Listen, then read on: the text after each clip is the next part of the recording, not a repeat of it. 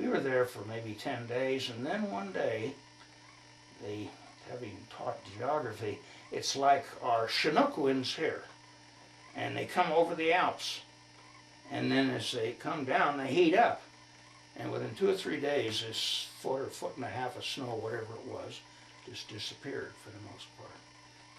And it was probably 20, 30 degrees warmer. A welcome relief. Huh? Right, it really was.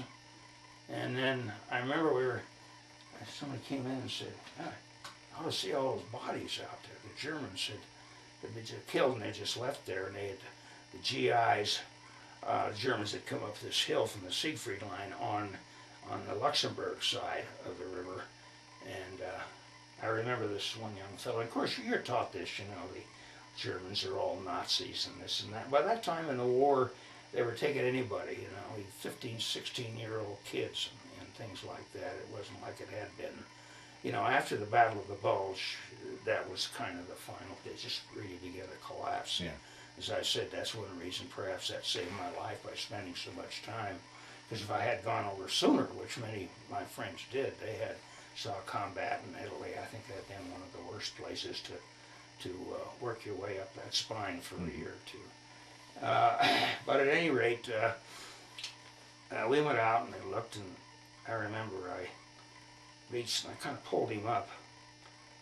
And of course, rigor mortis had set in, but there was no destruction of tissue or anything. He was frozen as well. And so I took his wallet out, and I just went through it, and there was a picture there. Wherever he was going overseas. He was not overseas, but he was going to war.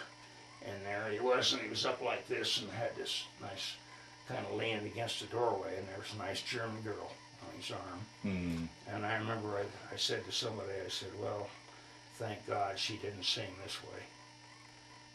And I put the wallet back and everything, so eventually with the papers he would be identified and found. He would hopefully find out what happened and things.